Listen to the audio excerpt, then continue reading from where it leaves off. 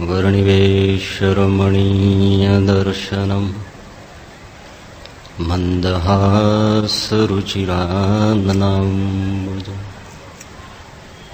पूजितं सुरनरोत्तमेर्मुदा धर्मनन्दनमहं विचिन्तये।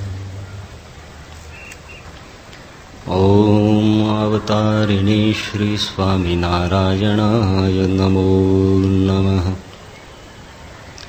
ॐ श्री हरिकृष्णाय नमो नमः। ॐ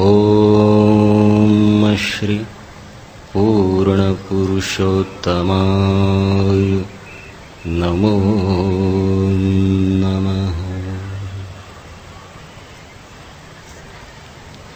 सहजानंद स्वामी महाराज की जय। श्री रामचंद्र भगवान की, कृष्ण कन्हैया लाल की जय।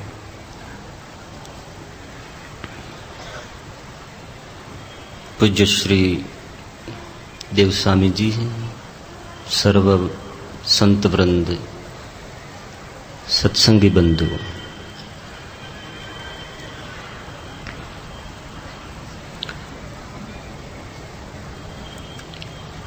આજે વ્યાખ્યાનમાળાનું બીજું સોપાન અન્ન તેવું મન.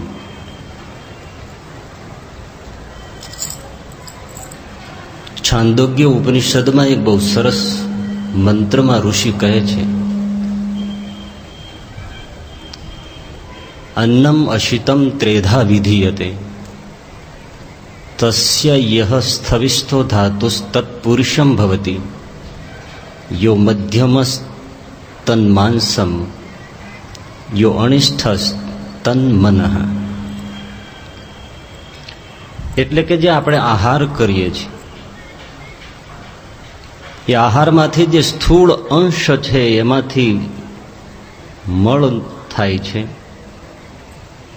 અને જે આહારનો મધ્ય ભાગ છે એમાંથી માંસ નિર્મિત થાય છે, અને જે સૂક્ષ્મ અંશ છે તેમાંથી મન નિર્મિત થાય છે.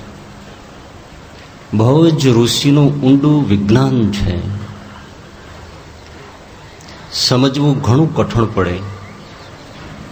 હજારો વર્ષ થયા છતાં એ ઋષિનું વિજ્ઞાન મિથ્યા થયું નથી.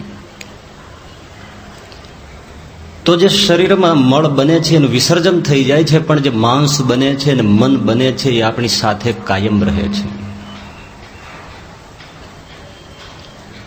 તો આ મંત્રમાંથી આપણને બે સૂત્રો ઉપલબ્ધ થયા. પહેલેથી જ તમે એને યાદ રાખી લેજો. બે સૂત્ર, અન્ન તેવું તન અને અન્ન તેવું મન. અન્નમાંથી શરીર પણ થાય છે, અન્નમાંથી મન પણ થાય છે. જેવું અન્ન તેવું તન, જેવું અન્ન તેવું મન. તો પહેલું સૂત્ર સમજીએ કે જેવું અન્ન તેવું તન એટલે શરીર. આપણે જે ભોજન કરીએ છીએ એના પ્રમાણમાં શરીરનું બંધારણ થાય છે. બરાબર જો પોષણ મળે, દૂધ, ઘી, મેવા, મીઠાઈ, મલાઈ, ફળ ફળાદી, રોટલી રોટલા, શાક, ફળ ફૂલ, પૂરું જો ન્યુટ્રિશન પોષણ મળે તો શરીર મજબૂત, તંદુરસ્ત અને કવતવાન બને. અને આપણે જોઈ શકીએ છીએ. પરંતુ જો શરીરમાં પોષણની એટલે કે આહારની ઉણપ સર્જાય તો શરીર રોગિષ્ઠ થાય, માયકાંગલું થાય અને શક્તિવિહીન થાય. આપણે જોઈએ છે કે સેંકડો બાળકો જે સમાજમાં છે જેને પૂરું ખાવા મળતું નથી, તો એમના શરીરો માયકાંગલા જેવા રોગિષ્ઠ. અને જે સુખી ને શ્રીમંત છે, પૂરું ખાવા મળે છે, તો એમના બાળકો જુઓ છો તમે, ગલગોટિયા જેવા છે, તંદુરસ્ત છે, ફાટ થાય છે. એમાંય જે અમેરિકાની અંદર વિશ્વમાં સૌથી જાડા માણસો હોય ને તો અમેરિકામાં છે. એવા બધા જબરા પ્રાણીઓ થાય છે કે આપણી જેવા 3 ને ભેળા કર્યા હોય ત્યારે એક બફેલો ટાઈપ પ્રાણી થાય છે.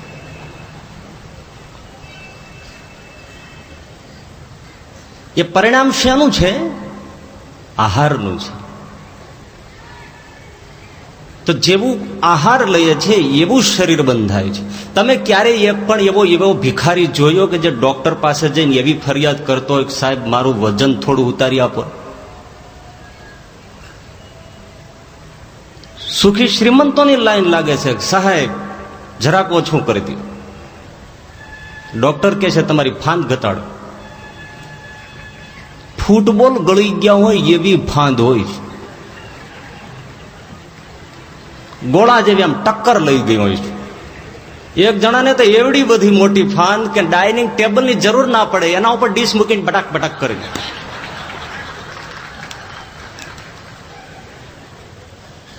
આ પરિણામ ભોજનનું છે.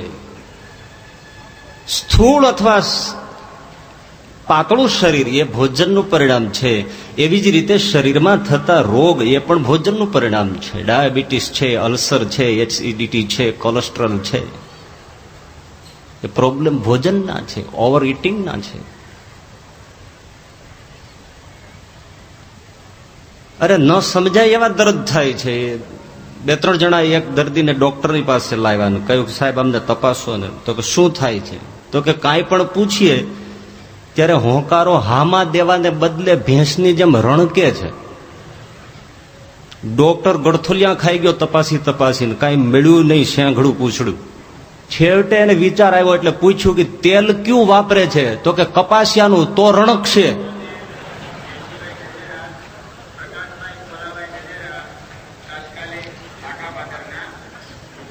તો જેવો આહાર લે છે એવું કંઈક શરીરમાં પરિવર્તન છે. અને જો આહાર લેવામાં ભૂલ થાય ને જો પોઈઝન ઝેર આવી જાય તો મરી જાય. એ પણ પરિણામ શાનું છે? ભોજનનું છે. તો આપણે સમજ્યા કે જન્મ પછી જે આપણે આહાર પામીએ છીએ એવું આપણું શરીર થાય છે. પણ એનાથી આગળ માતાના ઉદરમાં બાળક હોય છે ત્યારે પણ માં જેવો આહાર કરે છે એવું એનું બાળકનું ઉદરમાં શરીરનું કાઠું બંધાય છે. આહારની અસર દૂર ગઈ. માને જો પર્યાપ્ત પોષણ ન મળે તો ઉદરમાં પલતું બાળક નબળું થઈ જાય. એનાથી પણ આગળ કે હજુ બાળક માતાના ઉદરમાં નથી આવ્યું અને 3-4 મહિનાઓ અગાઉ પણ જો માતાએ જે આહાર કર્યો છે, પિતાએ જે આહાર કર્યો છે, એ 4 મહિના પછી જો ગર્ભાધાન થાય છે તો એ આહારની અસર શુક્ર અને રજ દ્વારા એ બાળકમાં જાય છે ને એ પ્રમાણે બાળકના રંગ, રૂપ અને બાંધો એનો ઘડાય છે. એનાથી પણ એક મર્મી વાત,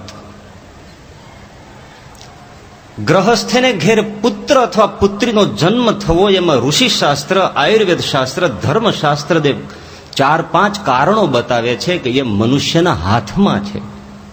પુત્રનો જન્મ આપવો કે પુત્રીનો જન્મ આપવો, એ 4-5 કારણોમાં એક કારણ આહાર છે.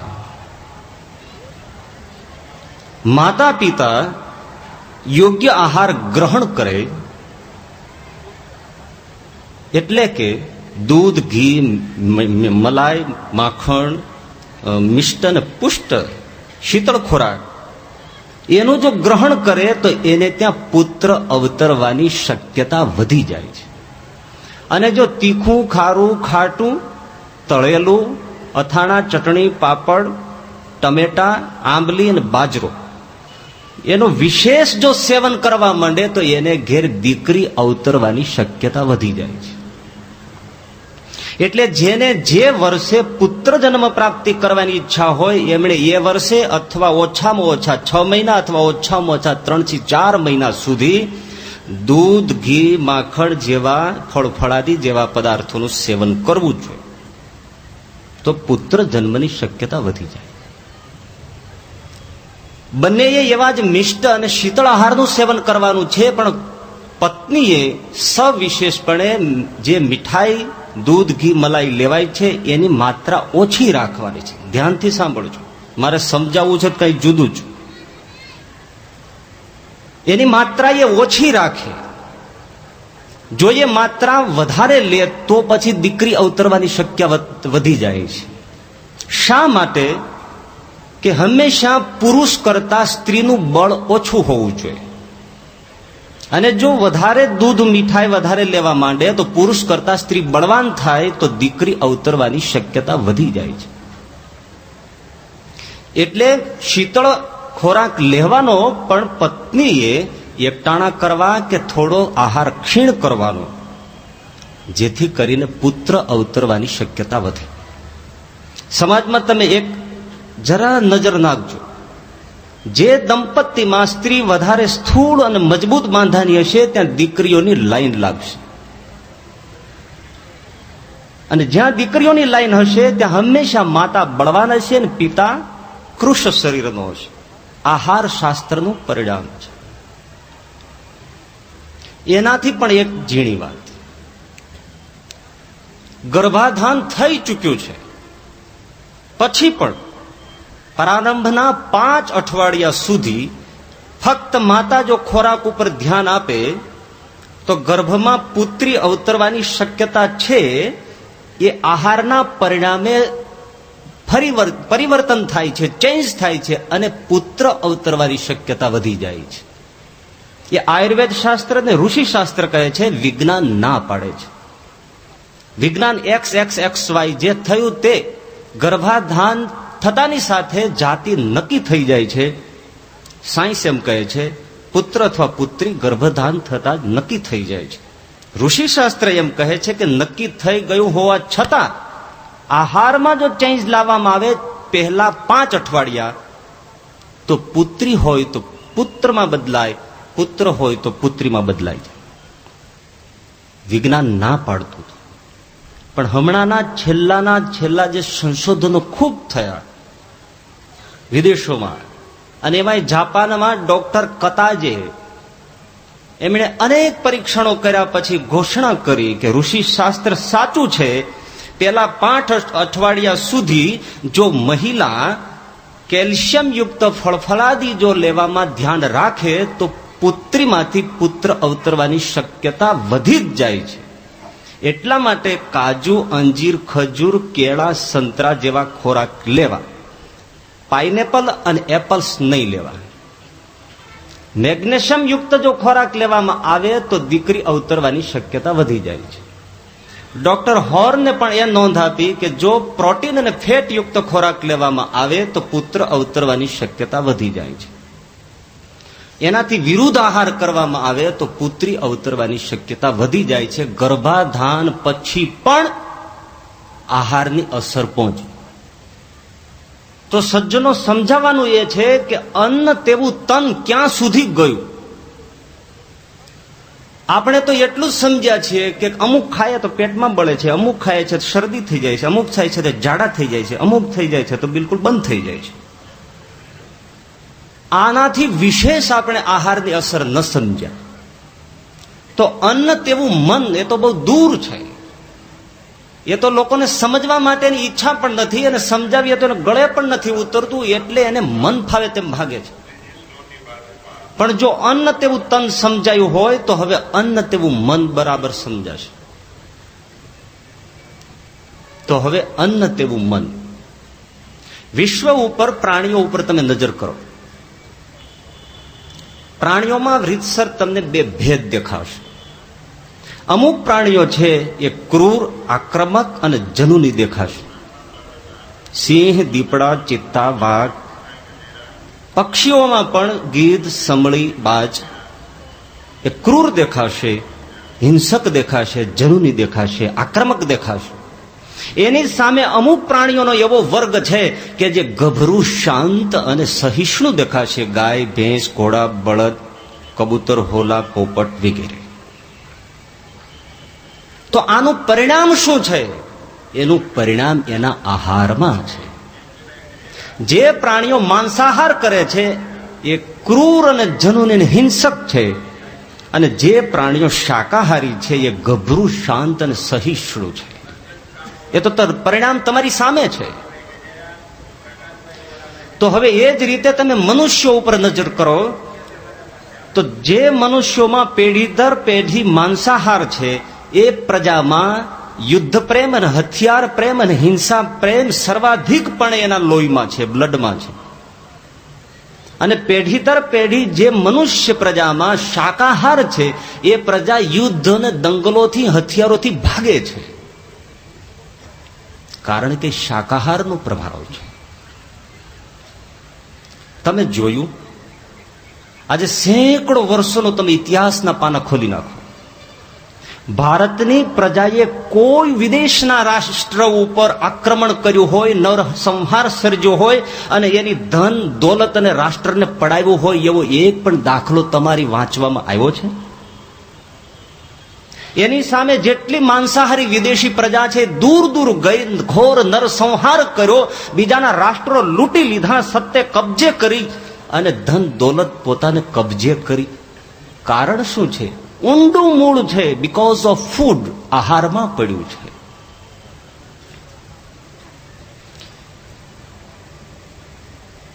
અહીંયા જુઓ, કોમી દંગલ થાય તો આપણે હિન્દુ પ્રજાને તમે હથિયાર પકડાવશો તો પકડશે જ નહીં, અને જો પકડશે તો વાપરી નહીં શકે. ત્યારે સામે જે પ્રજા છે, માંસાહારી પ્રજા છે, એ હથિયાર પકડશે, વાપરી પણ જાણશે અને ભાજી મૂળાની જેમ માણસોને કાપી પણ નાખશે. આપણે કેમ નથી કાપી શકતા? વાણિયાને તમે દૂધી સુધારવા બેસાડો, છાલ ઉતારવા, તો એને વહમું ન લાગે એમ સુધારશે. બીકોઝ ઓફ ફૂડ, આહાર છે. હિન્દુ પ્રજાના આહારનું પરિણામ એ આવ્યું, આક્રમક નથી. એનાથી એક સરસ આંખમાં સમજાય એવી, નજરમાં આવે એવી વાત કે વિશ્વમાં માંસાહારી પ્રજામાં ચંગેઝ ખાન પેદા થયો, નાદિર શાહ પેદા થયો, સિકંદર પેદા થયો, હિટલર પેદા થયો, ભારતમાં કેમ ન થયો? Because of food. એક પણ વ્યક્તિ ભારતમાં આવી નરઘર સંહાર કરનારી એક પણ વ્યક્તિ આ દેશમાં પેદા ન થઈ, અને માંસાહારી વિશ્વમાં આવી વ્યક્તિઓ વિશ્વના ફલક ઉપર પ્રસિદ્ધ થઈ, ઘોર નરસંહાર કરનાર. એનું કારણ આહાર છે. વિશ્વમાં પણ મહાપુરુષો પેદા થયા, ભારતમાં પણ પેદા થયા, પણ શંકરાચાર્ય, ચૈતન્ય મહાપ્રભુ, સુર તુલસી, મીરા, નરસિંહ જેવી કરતાલ વિશ્વમાં કોઈ મહાપુરુષ બજાવી ન શક્યો, અને ભારતમાં જ બજી. એનું કારણ શું? વિશ્વમાં મહાપુરુષ બીજે કેમ ન પેદા થયો એવો? બીકોઝ ઓફ ફૂડ, આહાર ન થયો. અને આહારના જ પરિણામે આખી સાયકલ દૂર દૂર ગઈ, અને પરિણામ એ આવ્યું કે આજ ભારતની હિન્દુ શાકાહારી પ્રજામાં પરાત્પર પુરુષોત્તમ નારાયણ, રામ, કૃષ્ણ અને સ્વામિનારાયણ બરીન પાપા પગલી માંડતો થયો. Because of food. આ એનો આહારનું પરિણામ. દૂર દૂર આહારની અસર છે. પણ આ સાયકલ ન સમજાય તો જવા દો. હવે ટૂંકી અને ટચ, સ્વીટ એન્ડ સોલ્ટ. તમે કોઈને દારૂ પીવડાવો, ગમે તેવો સજ્જન હોય તો 5 મિનિટમાં એની અસર જુઓ. શું થાય છે? એ શું બોલે છે? એ શું વિચારે છે? કેવું વાંદરાની જેમ ખેલકૂદ કરે છે? કેવું અટકચાળા કરે છે? એના વિચારો ફરી ગયા, બિલકુલ વિચારના આંદોલનો કંઈક વિપરીત થઈ ગયા. શું કામ થયા? આહાર ફરી ગયો. એને એવું કંઈક ખાધું પીધું, અસર થઈ ને. શરીર ઉત્તેજિત થયું, પણ મન પણ ઉત્તેજિત થયું. ઋષિ કહે છે શરીર પણ અસરભૂત થાય છે અને મન પણ અસરગ્રસ્ત થાય છે. કોલેજમાં ભણતી તમારી યુવાન દીકરીઓ સંસારની ઘણી સંસ્કારી હોય છે, બધી જ કઈ પેલી હોતી નથી, પરંતુ લફંગા યુવાનો નાનકડી એવી પાર્ટીને બાને એને સોફ્ટ ડ્રિંકમાં કંઈક એવું પીવડાવી દે છે અને પિતાની સાથે જ એની મનોવલણ બદલાય છે અને પાપ તરફ ઘસડાવા માંડે છે અને પછી એ પાપમાં લપેટાય છે અને જીવન પર્યંત વૈશ્યા જેવું જીવન જીવવાને કેમ મજબૂર થઈ જાય છે? આહારનું કારણ છે. મન બદલી નાખ્યું. વર્ષો પહેલા અમેરિકામાં એક ઘટના બની. બે મિત્રોને કંઈક મન દુઃખ થયું. એક જણાએ મનમાં નક્કી કર્યું કે આને હું મારે પાર છે. એક દિવસ એને ઘેર ગયો ત્યારે મિત્ર સૂતો હતો. મારવા આવનાર પોતાની સાથે નાનકડી રિવોલ્વર લઈને આવ્યો છે અને જેવો એના આંગણામાં ગયો તો જોયું તો પેલો સૂતો છે, પણ એનું મુખ અને દ્રશ્ય જોતા એને એમ થયું નથી મારવું. છે થોડું મન દુઃખ છે, પણ શું કામ મારી નાખવો જોઈએ બિચારાને, એટલે એમણે માંડી વાળ્યું. મિત્ર હતો એટલે પોતાના મિત્રને ઘેર બેસવામાં વાંધો નહોતો એટલે બહાર પોર્સમાં બેઠો અને એમણે ચીરૂટ સળગાવી અને પીધી. એ થોડી વાર પીધી, વિચારના આંદોલનો ફર્યા, ગજવામાંથી રિવોલ્વર કાઢી અને પોતાના સૂતેલા મિત્ર પર ધાડ ધાડ ધાડ ગોળીઓ છોડીને મિત્રને ખલાસ કર્યો. અંતે કબૂલ કર્યું કે હું નહોતો મારવાનો, પણ મેં ચીરૂટ પીધા પછી મારા વિચારો બદલાઈ ગયા. બીકોઝ ઓફ ફૂડ, આહારનું કારણ છે. તમે ગાંધી ફિલ્મ જોઈ હશે, જે એક એટનબરો નામના વિદેશીએ બનાવી છે. એમાં ગાંધીજીનો જે રોલ ભજવે છે બેન કિંગ્સલે. એમણે ગાંધીજીના ચરિત્રો ખૂબ વાંચ્યા, એમનું ચરિત્ર આત્મસાત કરવા પ્રયાસ કર્યો. અભિનયને ન્યાય આપવા માટે ઘણી મહેનત કરી, પરંતુ અભિનય થઈ શકતો હતો, પણ મુખ ઉપર કરુણા, અહિંસા અને મમતાના ભાવ નહોતા આવતા. એ માણસે ખૂબ વિચાર્યું, આખરે એને સૂચન થયું, જાણ્યું, અને માણસે માંસાહાર અને શરાબનો ત્યાગ કર્યો. શા માટે? મમતા અને કરુણાના ભાવ ચહેરા ઉપર લાવવા માટે. અને આહાર બદલાયાની સાથે જ બેન કિંગ્સલેના મુખ ઉપર ગાંધી જેવી સાત્વિકતા નીતરવા માંડી. આનું કારણ આહાર હતો. બુદ્ધ ઉપર સિરિયલ હમણાં બની પણ અટકી ગઈ છે, થોડો પ્રોબ્લેમ છે. એટલે તો એમાં જે અભિનેતા અભિનય કરતો હતો એમણે પણ કરુણા બુદ્ધની ઉપસાવવા માટે માંસાહારનો ત્યાગ અવશ્ય કરવો પડ્યો. એ વગર એના ચહેરા ઉપર મમતા, કરુણા અને દયાના ભાવ વિકસતા નથી. તો આ બધા પરિણામો આહારના છે.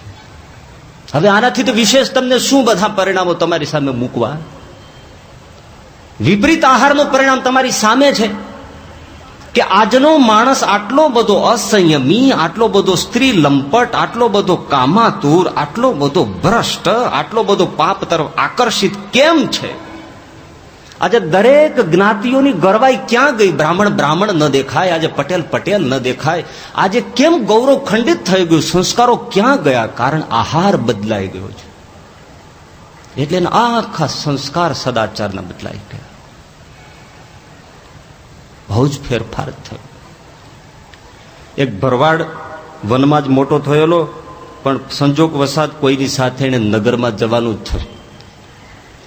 એને એક રૂમમાં સુવા માટે પાથરી આપ્યું. સૂતો તો, ઉપર પંખો ધીમો ધીમો ફરતો હતો, પણ પંખામાં થોડો અવાજ આવતો, ઠરડક ઠરડક ઠરડક ઠરડક ઠરડક. ભરવાડની ઉપર નજર ગઈ. માળું એને કોઈ દિવસ જોયેલું નહીં, અને એની પાસે તો હજુરો હથિયાર ડાંગોરો હોય જ. થયો ઉભો થઈને લઠ્ઠો, મારું બેટું કા ગરબડ કરતું સાંકી, ફેરવીને એક જ માર્યું, ઉભરી જા. એ ક્યાંથી ઉભું રહ્યો બાપા? ધડાધડ મારવા જ માંડ્યો. પંખાના પાંખડા વાળી નાખ્યા, ડૂચા વાળી નાખ્યા, છતાં એલું બોથાલું હતું એ તો ફર્યા જ કર્યું. ઠરડક ઠરડક ઠરડક ઠરડક. પણ જે ધબધબાટી બોલી એટલે ગ્રહસ્થ યજમાન હતો, દોડીને આવ્યો. કા છે શું? જ્યાં જોવે તો પેલો ડાંગવાળી કરે. એટલે એને તરત સ્વિચ ઓફ કરી દીધી. પંખો બંધ થઈ ગયો. ભરવાડ કે માળું ઘરધણીનું માને છે, મહેમાનનું નથી માનતો.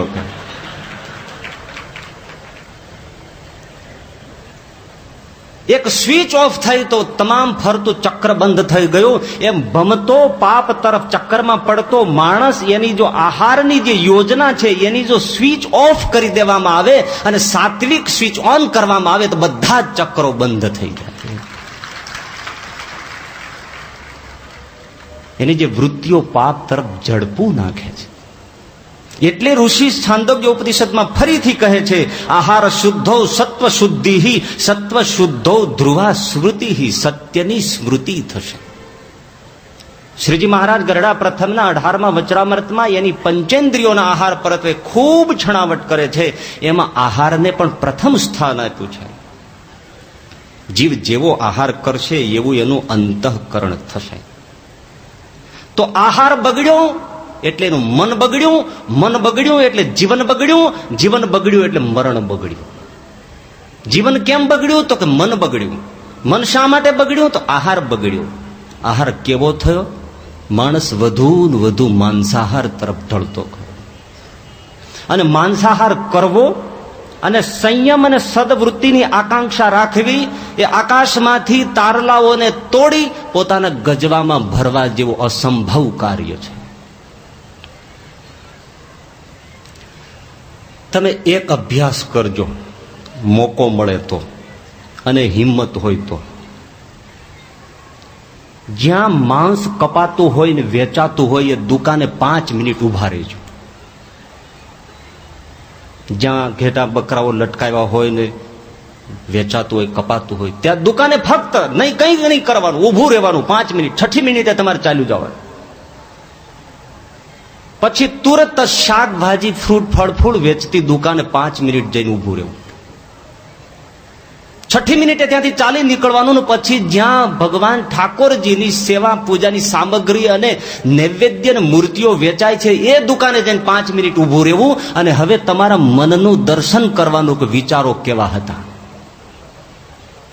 ઠાકોરજીની સામગ્રીઓ જ્યાં વેચાય છે ત્યાં આપણા વિચારો ભક્તિમય, પવિત્રતા મનમાં સર્જાશે. ખરું કે ખોટું? હા તો પાડો.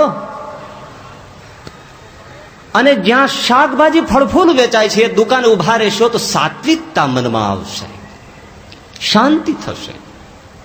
અને જ્યાં માંસ કપાય છે, કટાય છે ત્યાં ઉભા રહેશો તો મન વિક્ષિપ્ત થઈ જશે, મન અશાંત અને જીવ ચૂંથાવા માંડશે. ખાલી ઉભા રહેવાથી પણ મિત્રો જો મનમાં આ દશા થતી હોય તો પેટમાં પધરાવવાથી શું દશા થતી હશે.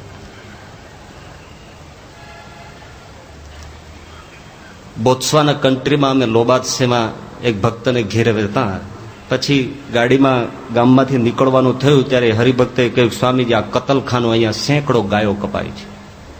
પણ મને કે તમારે જાણવા જેવી એક વાત કરું કે આ રસ્તા ઉપરથી સામેના ફાર્મમાંથી આ બાજુના ફાર્મ ઉપર દૂધતી ગાયોને, દૂધ આપતી ગાયોને વાહનમાં બેસાડીને એ ફાર્મમાં લઈ જવાતી. વારંવાર આવું બનતું.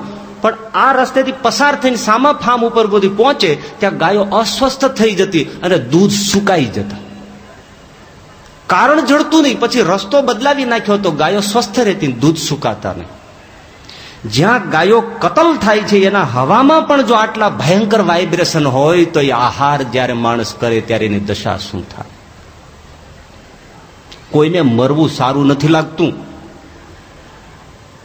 મને એક યુવાન વાત કરતો હતો કે હું મારા સંબંધીને ગામ ગયેલો ત્યારે પાડોશની વાડીમાં સિચોડો શેરડીનો ફરતો હતો. એટલે હું ત્યાં ગયેલો તો જે શેરડીમાં ગોળ બનાવવા માટે મજૂરો આવ્યા હોય એ માંસાહારી એટલે ભરવાડને ત્યાંથી એક ઘેટું લાવ્યા અને એ ઘેટાના પગે પાછલા એ સાંકળ બાંધી ઝાડ ઉપર ટીંગાડી નીચે આગળાઓનો ભઠ્ઠો કરીને જે એમણે ઘેટું રાડો ચીસો પાડે અને એમનો તાપ કર્યો. આંખો ડળક ડળક પેલા અગ્નિમાં પડી ગઈ. ઘેટું તરફડીને જીભ કાઢીને મરી ગયું. આ દ્રશ્ય મને આજે પણ ભૂલાતું નથી. મારા રૂવાડા ઊભા થઈ જાય છે. આ હાય કોને સુખી રાખે, કોનું મન શુદ્ધ રાખે. તુલસી હાય ગરીબ કી કબહુ ન ખાલી જાય, મુવે ઢોર કે ચામ સે લોહા ભી ભસ્મ હો જાય. લુહારને ત્યાં કોડમાં ધમણ હોય છે, એ ચામડાની હોય છે, એનાથી પણ લોઢું ભસ્મ થઈ જાય છે. કવિ કહે તો પછી આવી રીતે પશુઓને મારી નાખે એની દશા શું થાય.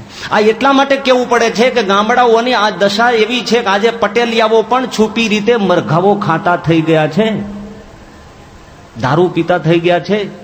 એનો છોકરો ક્યાંકથી ભણવા ગયો ને કઈક કમાતો થયો ને સુધરી ગયો છે, બાપો એટીકેટીમાં આવ્યો છે. પણ રાય કા હિસ્સા 12 વાજો કોઈ માંસ મુવે કા ખાય તો કરોડ જન્મ શ્વાન અવતરે ને ફિરે 84 માય.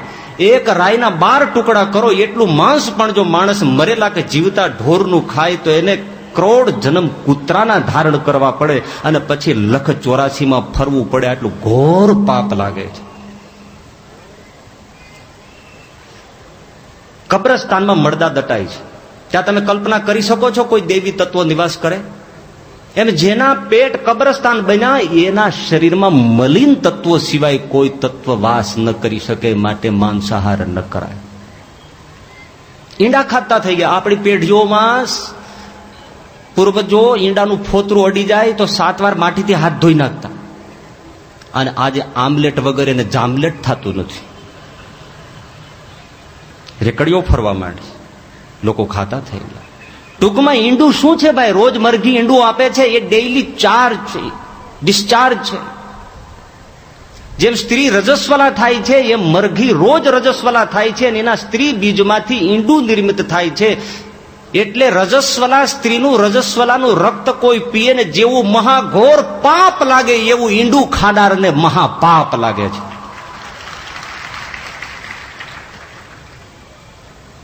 આજે વિદેશની અંદર, અમેરિકાની અંદર બધું ફૂડ ઇન્ડિયન અપનાવતા જાય છે. Diet for new America, fit four life જેવા પુસ્તકો માટે પડાપડી બોલે છે, અને આપણો દેશ જાણે પાછળ રહી ગયો છે. એટલે હેમબર્ગર જેવી આઈટમો માટે મેકડોનાલ્ડ જેવા સ્ટોર તરફ દોટ મૂકે છે.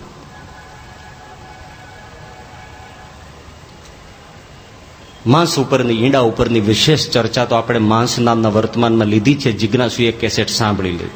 તો આ આહાર ન કરવો તો પહેલો પ્રશ્ન એ થયો કે ક્યાં ખાના, શું ખાવું?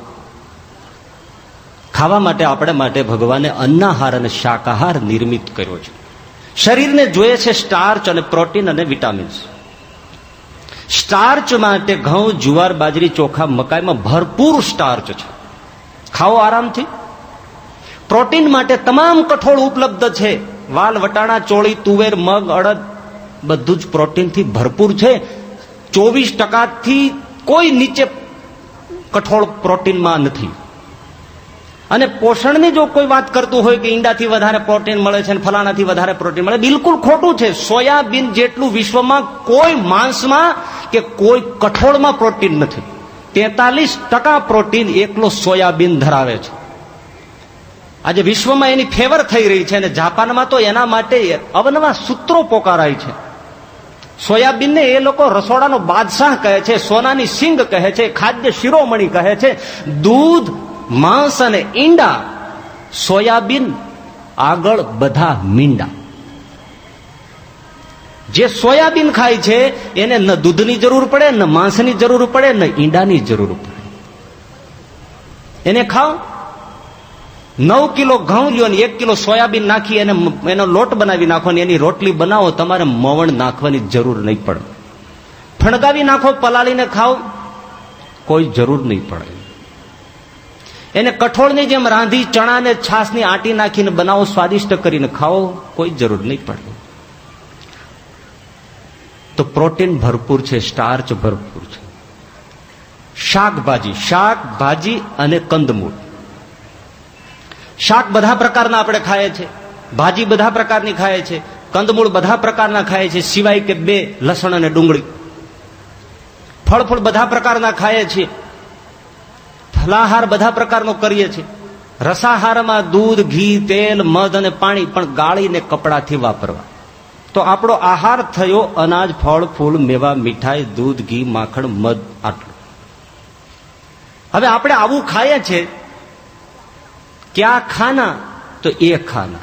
तो बाद में प्रश्न ये आया कि कहां खाना. શાકાહારી છે તો બધે ખાવાનું, જ્યાં ત્યાં ખાવાનું, જેને તેનું ખાવાનું, જેવી તેવી રીતે ખાવાનું, હોટલમાં ખાવાનું, રેસ્ટોરન્ટમાં ખાવાનું, રેકડીઓમાં ખાવાનું, બજારે ઉભા ઉભા ખાવાનું, ગમે તેમ ગળચી લેવાનું ના. કેમ નહીં? 3 વસ્તુને તમે બહુ ધ્યાનથી મનમાં ધારજો. 3 ઘટનાઓ અતિશય ગ્રહણશીલ છે. એક, ભોજનની પળ. બીજું, ગર્ભાધાનની પળ. ત્રીજું, ઊંડી ધ્યાનની પળ. એ પળ એટલી બધી સંવેદનશીલ છે કે આસપાસના વાતાવરણની તમામ અસરને પકડી લે છે. કારણ કે દેહ, મન અને ઇન્દ્રિયો તમામ ભૂખ્યા થઈને ઝડપું નાખે છે પોતાના સત્વ તત્વને જીલવા માટે. ધ્યાનમાં કોઈ બેઠો હોય ને પવિત્ર જગ્યા હોય, પવિત્ર સમય હોય ને પવિત્ર પુરુષનું સાનિધ્ય હોય ને ઊંડી પળ લાગે તો એ જ ક્ષણે એને સાક્ષાત્કાર થાય.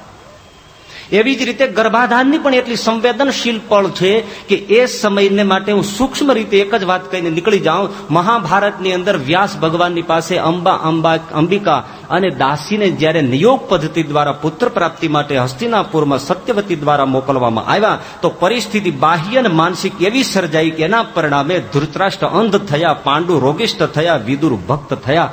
આ અસર એની આસપાસની પરિસ્થિતિ ગર્ભાધાનની પળની છે. આજનું વિજ્ઞાન એમ બતાવે છે ગર્ભાધાનની પળ દરમિયાન સ્ત્રીની નજર ઓરડામાં રાખેલા ચિત્રો ઉપર જાય તો જેવું ચિત્ર એવું પ્રતિબિંબ એના ગર્ભ ઉપર ઝીલાઈ જાય છે. આટલી સંવેદનશીલ પળ છે. અને ત્રીજી ભોજનની પળ. ત્યારે દેહ, મન અને ઇન્દ્રિયો ભૂખ્યા છે, કંઈક ગ્રહણ કરવા જાય છે. એટલે જગ્યા, ભોજન અને પીરસનાર બધાની અસર થાય છે. એટલે જ્યાં ત્યાં ન ખવાય. ભોજન છે તો યજ્ઞ છે.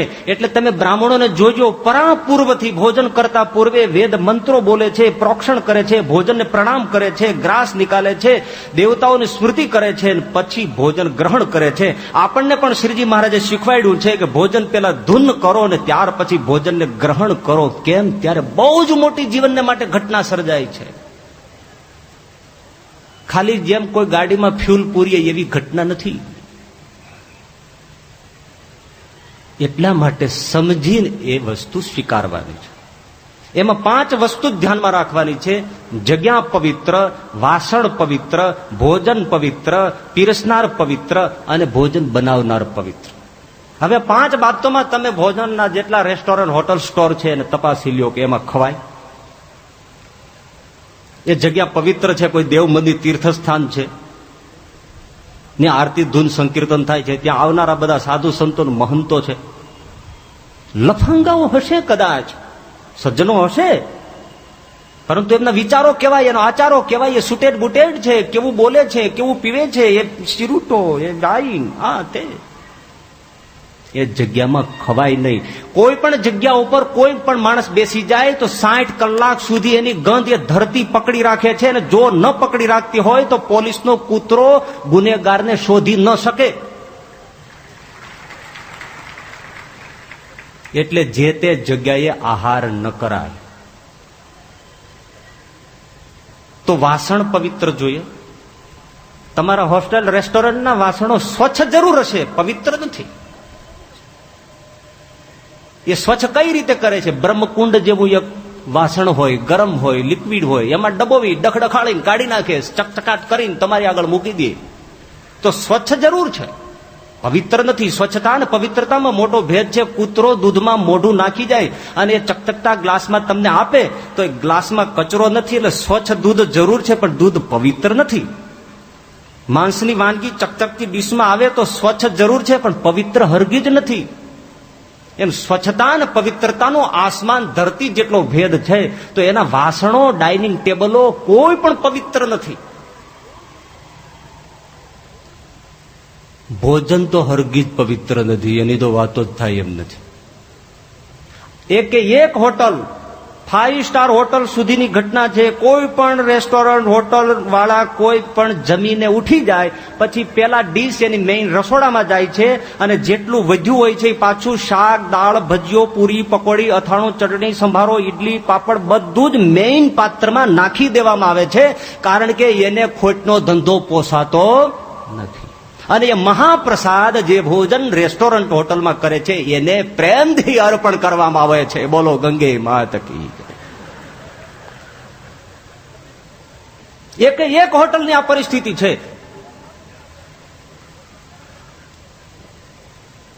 મોટી મોટી જે હોટેલો છે એમાં જે એઠવાડ છે એમાંથી એને જે સરળતાથી વાપરી શકાય એવું એઠવાડ છે એ પોતે વાપરે છે. અને અમુક જે છે એ નાની હોટેલો, રેકડીઓ વાળાને, ખૂમચા વાળાને વેચી દેવામાં આવે છે. જે તમને રોડ ઉપર ને રેકડીઓ ઉપર તમને બધું મળે છે એ મહા એઠવાડ છે. મુંબઈમાં ખાસ કરીને જેટલા ખૂમચા વાળા તમને ડીશ આપે છે તમામ મોટી 5 સ્ટાર હોટેલોનો એઠવાડ પેટમાં પધરાવાય છે. આનાથી બીજું કશું જ નથી. તમારા ગળે કેમ ઉતરે છે? આમ તો બધા ઇસ્ત્રી ટાઈટ નાખો, સુટેડ બુટેડ અને વાળ કટેડ છે, પણ આવો એઠવાડ છે ખાવ છો. અમારાથી તમને પીરસતા રોટલી ઉપર શાકનો રસો પડી જાય તો આંખો આમ થઈ જાય છે. આ તું ખાશો હું?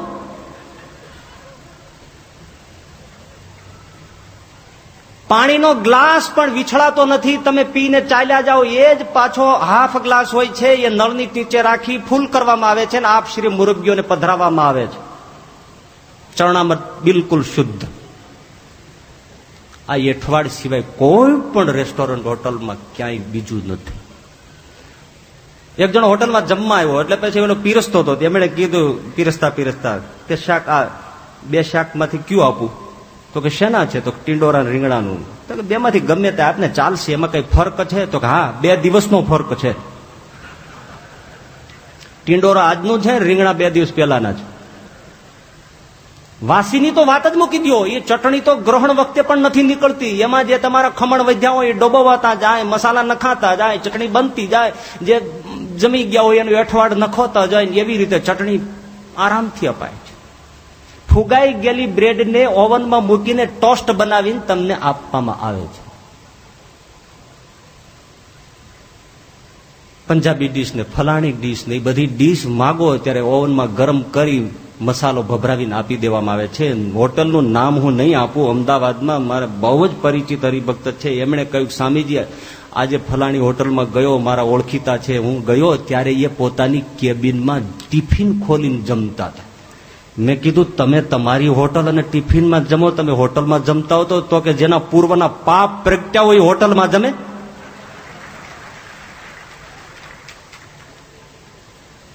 અને એ માણસે જે શબ્દ કહ્યો ખાલી હું તમને જાણ માટે કહું, હોટલના માલિકે એમ કહ્યું કે જે હોટલમાં જમે એ હરિજન ભંગીથી પણ નીચ છે, એમ હું માનું છું. આ આહાર લીધા જેવો નથી. એ તો હોટેલો ચલાવે છે, એને ખબર છે કે આમાં શું રંધાય છે ને કેવી રીતે રંધાય છે. ક્ષમા કરજો પણ આ પરિસ્થિતિ આ છે.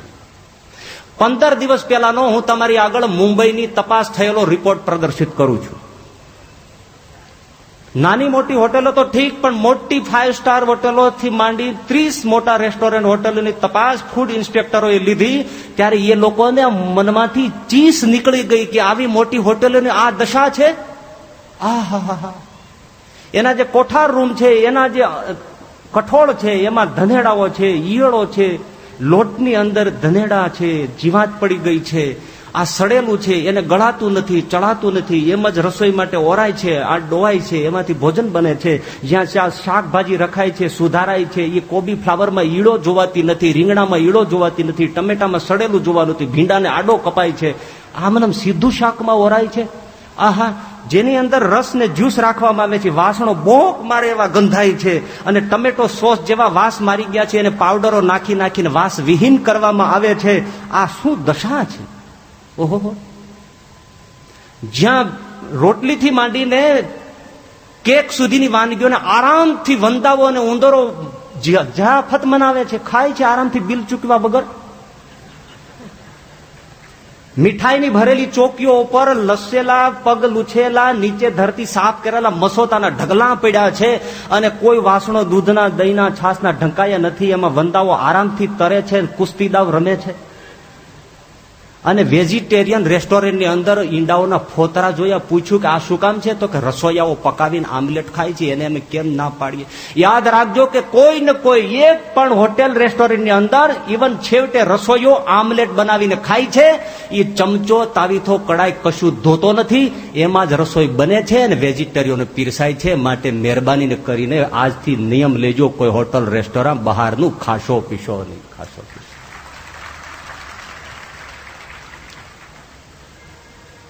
પ્લેગ ફાટી નીકળ્યો ત્યારે સુરતમાં શું દશા હતી બધું તપાસવામાં આવ્યું તો જલેબીના આથાના કેનમાં મરેલા ઉંદરો નીકળ્યા. હમણાં 5 દિવસ પહેલા જ મને અમદાવાદમાં એક યુવાન મળ્યો. મને કે સ્વામીજી તમને વાત કહું, મારા મિત્રની હોટલ હતી, હું મળવા ગયો અને એ જલેબીના આથામાં મારી નજર સામે રસોઈયાને મેં ચીપિયાથી આથામાંથી ઉંદર પકડીને બહાર ફેંકતા જોયો. કોઈ ઢાંકતું જ નથી. કેરીના રસ કઢાય તો કેરીઓ સડેલી હોય પેલી પસંદ કરવામાં આવે છે. એના કોઈ જે વાસણો કે હોજ છે ને સાફ કરવામાં આવતા નથી. આટલું ગંદુ. હલકામાં હલકા ધાન્ય, હલકામાં હલકું શાકભાજી, હલકામાં હલકા તેલનો ઉપયોગ દરેક હોટલો રેસ્ટોરન્ટમાં. આહા. એક યુવાને મને કીધું કે આજે સ્વામીજી મેં એવું દ્રશ્ય જોયું, બસ સ્ટેન્ડ ઉપર ઉભો હતો, બાજુમાં આવું એક નાનકડું ભોજન બનાવીને ચાય બનાવીને ખવડાવે પીવડાવે, તો હું તો બસ ઉપર રાહ જોઈને બેઠેલો, એમાં એક કૂતરો આવ્યો, બાજુમાં એક છોકરું ઝાડે બેસી ગયેલું. ઇન્ડિયામાં તો બધી જાતની છૂટી છે, એટલે પેલું કૂતરું પેલા છોકરાનું મળ ચાટતું હતું, એમાં તો એને કોણ ના પાડે. પણ પછી જે દ્રશ્ય જોયું, એ કૂતરો મળ ખાધા પછી પેલા હોટલ જેવું જે સ્થાન હતું ત્યાં દૂધનું તપેલું પડ્યું હતું, એમાં દૂધ પીવા માંડ્યું. અને એ જ દૂધમાંથી પછી આપ લોકોને બાદશાહી ચાય બનાવીને પીરસવામાં આવે છે. આ બાદશાહી જ કહેવાય ને. આટલી ભયંકર દશા, અને છતાં લોકોને એ જ ફાવે છે. ઘરનું ફાવતું જ નથી, ઘણા લોકોને બહારનું જ ફાવે. એનું કારણ છે કે આવો મસાલો ઘરમાં ન હોય, એને આવો મસાલો જોઈએ છે. તેલ આવ્યું હોય ગાંઠિયા બનાવવા માટે, તમે જોજો એ કોઈ પાણીનો છટકોરો નથી નાખતા, પસીનાનું જોઈ તેલ આવ્યું છે કે તપાસીને ગાંઠિયા બનાવાય છે. બગલ સુધી હાથ ગાલી અને જલેબી માતે કે ખમણ માતે આથા ડોવામાં આવે છે, બગલનો, મોઢાનો, અને જો શરદી થયો તો નાકનું પ્રવાહી પણ મસાલા તરીકે એડ કરવામાં આવે છે.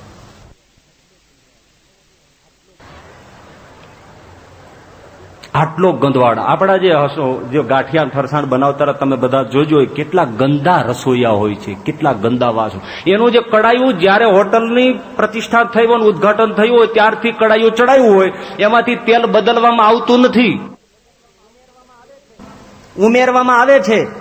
અને એ તેલ એરંડિયા જેવું ચીકણું થઈ ગયું હોય છે. વૈજ્ઞાનિકો એમાંથી લઈ તપાસવાળાએ ટેસ્ટ કર્યો તો એક્રોલિન નામનું ઝેરી તત્વ પેદા થઈ જાય છે, માણસના ગળાને, થાઇરોઇડને ભયંકર નુકસાન કરે છે. એમાં છતાં લોકો ગાંઠિયા, ફરસાણ ને પૂરી પકોડી આરામથી ખાય છે. સાંજ પડે ને રાફડામાંથી મકોડા નીકળે, માણસો હોટલ ને રેકડીઓ તરફ દોટ મૂકે છે. ગામડાનું શહેરનું ઊંધું છે. ગામડામાં લોકો ઘેરે ખાય અને બહાર જાય એટલે જાજરૂ જાય, ઘેરે ખાય અને લોટો લઈને બહાર જાય. શહેરમાં એવું છે, બહાર ખાય ને ઘરમાં જાય.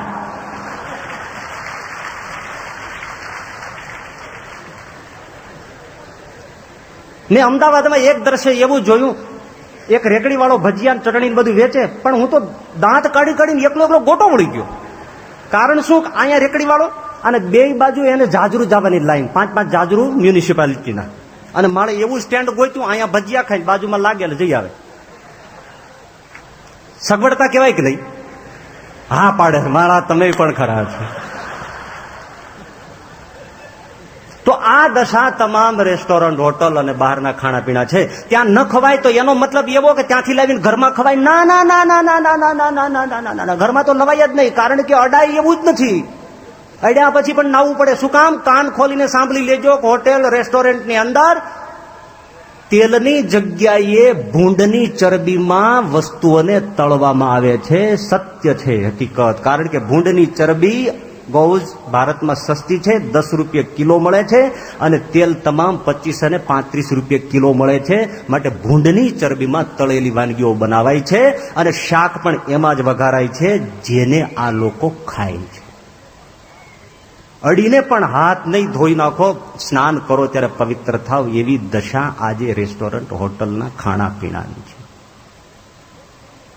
એને પેક કરીને તમે ઘરમાં લાવો છો, એ ફાફડા, એ જે પેલી વેફર્સ, એ બધું ફોરેનની અંદર પણ તળે છે, પણ ત્યાં ચોખ્ખું લખે છે કે એનિમલ ઓઇલમાં કર્યું છે, અથવા તો આમને વેજીટેબલ ઓઇલમાં તળ્યું છે. આ વિદેશીઓને પૂછી જોજો, ત્યાં તો એટલું ચોખ્ખું છે. પણ અહીંયા તો ભ્રષ્ટ રાજ્ય છે, રામ રાજ્ય તો વયું ગયું, એટલે અહીંયા તો કોઈ લખતું જ નથી. જે ચીપ પડે એનાથી કામ ચાલે છે, આમાં જ બધું આ તળાય છે. આ બધું જાણ્યા પછી તમને કહું છું, તમે જે તૈયાર વસ્તુઓ લાવો છો, ચણાની બનાવટની, આ બધા પાર્લેના બિસ્કિટના અંતે, એ અમુક દિવસોમાં ખોરા થઈ જવા જોઈએ. એ ખોરા શું કામ નથી થતા? એડિટિવ્સ છે. શું નાખે છે? એમાં ભયંકર રસાયણો ઉમેરવામાં આવે છે, જેથી એના બિસ્કિટ કે વસ્તુ બગડી ન જાય. તબિયત બગડી જાય તો જાય છો ને ચૂલામાં, પણ લોકો આરામથી ખાય છે. બહારથી શ્રીખંડ લાવો, આ લાવો, તે લાવો. તમને ખબર છે, બહુ જ મોટી શ્રીખંડ બનાવતી કંપની ઉપર છાપો મારવામાં આવ્યો તો બ્લોટિંગ પેપર ટન બંધ મળી આવ્યા. પૂછ્યું કે ભાઈ આ બ્લોટિંગ પેપરને તમારે શું કરવું છે? જવાબ ન આપી શક્યા. શું કરતા હતા ખબર છે? એ કાગળોને ઓગાળીને શ્રીખંડમાં નાખતા હતા. એ શ્રીખંડ ઘરમાં આવે છે, એને આરામથી લોકો ખાય છે. કાગળના ડૂચા, પોચા પોચા રૂ જેવા. પછી કે મને પચ્યો નહીં, જાડા થઈ ગયા. ચંકોડી હજી જાડા નહીં, ડૂંટામાંથી બહાર નીકળશે મોટો કઠોળો. એ કાગળ ભેળો છો એ જાશે ક્યાં?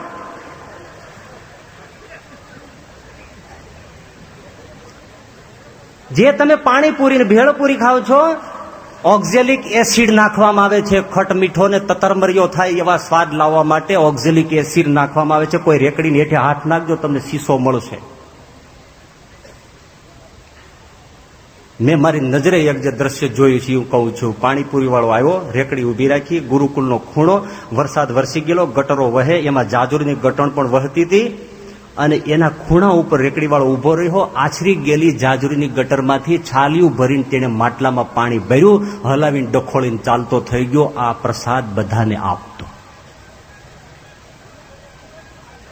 જેને લોકો કેક ખાય છે, ઘરમાં બર્થડે કેક કરીને લાવે છે, એની અંદર અવશ્ય ઈંડું બને છે. કોઈ પણ ફૂડ ઇન્સ્પેક્ટરને પૂછી લેજો, ઈંડા વગરની કેક બનતી નથી. અને કોઈ એમ કહે કે અમારા બચુડા માટે અમે તો સ્પેશિયલ ઓર્ડર કરીને બનાવી છે, તો સમજી લો મેં મુસ્લિમો બેકરી વાળાને પણ પૂછ્યું કે સ્વામીજી અમે શું કરીએ? લોકો અમને ઓર્ડર આપે, અમે બનાવી આપીએ, પણ અમે ઈંડા વગર કેક બનતી નથી. અમારા તાવીથા કડાયા છે, એમાં અમે બનાવી આપીએ છીએ. જો હું માંસાહાર ન કરતો હોત, આ કેક હું ન ખાઉં. એ તમારે હિન્દુઓ ખાય છે. કેક ન ખવાય. ચીઝ જેને લોકો બહુ ખાય છે, ગાયના નાના નાના વાછરડોના આંતરડામાંથી રેનેટ નામનું તત્વ મેળવીને એ ચીજમાં મિલાવવામાં આવે છે. એમાંથી ચીજ બને છે. ન ખવાય. ચ્યુઇંગ ગમ લોકો બૂમ બૂમ બૂમા બૂમર કરતા ઉપડે છે બધા. ચીજની અંદર પણ જિલેટિન છે. એ જિલેટિન પ્રાણીઓના હાડકામાંથી પ્રાપ્ત કરાય છે. ચ્યુઇંગ ગમ કોઈ દિવસ ન ખવાય. એની અંદર પ્રાણીઓની ચરબી છે. ચોકલેટોમાં આવે છે મિન્ટોસ અને ફ્રુટેલા નામની, એને ચોખ્ખું લખ્યું હોય છે કે આમાં બીફ બોન જિલેટિન છે, છતાંય લોકો ખાય છે. તો આ બહારના ખાણા છે.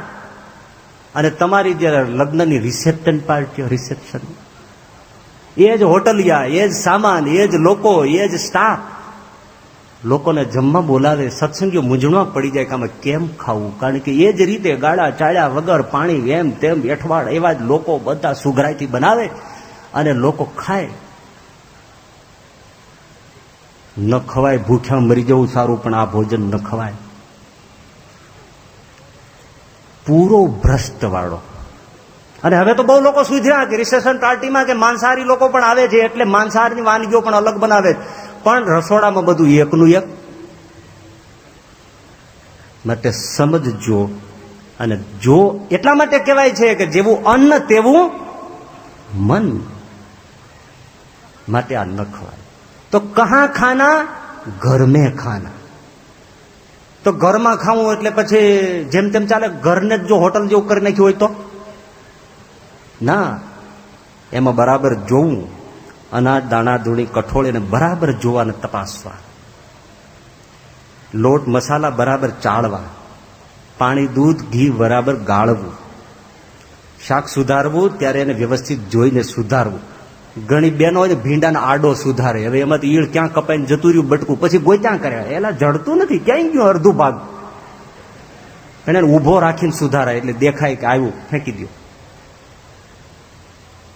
સુધારવું જોઈને. વાસણોને બરાબર ઢાંકવા.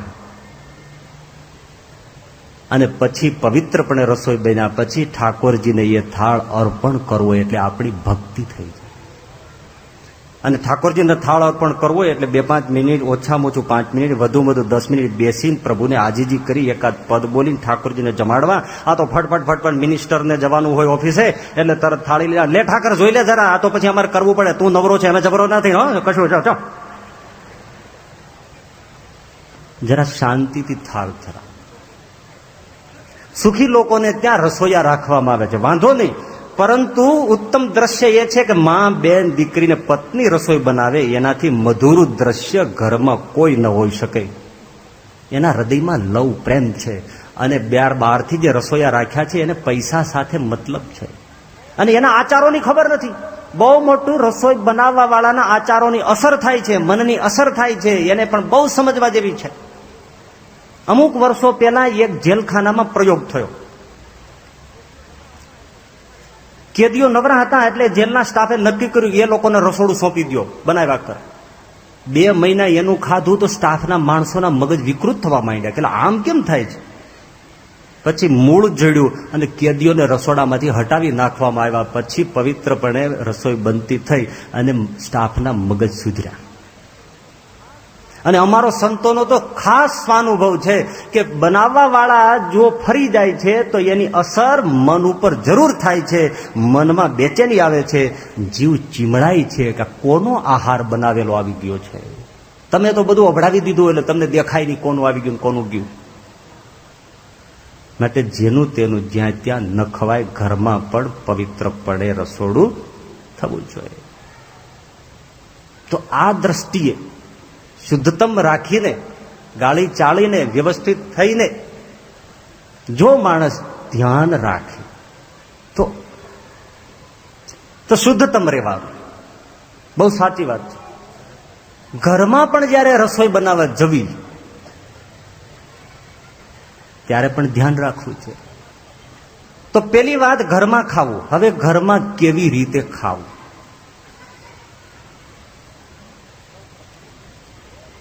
સૌ પ્રથમ મનને શાંત રાખવા.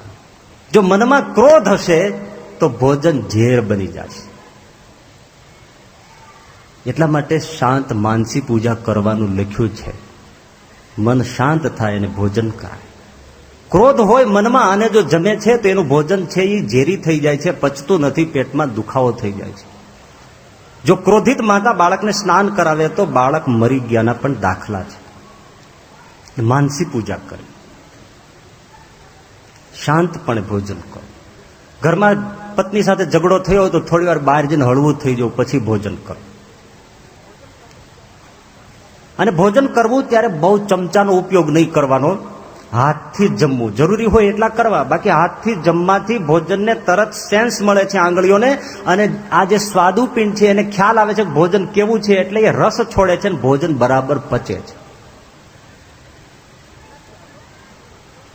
એનાથી આગળ કે ભોજન જમવા બેસીએ ત્યારે રોટલીને, પૂરીને 2 હાથથી તોડવા ન જોઈએ.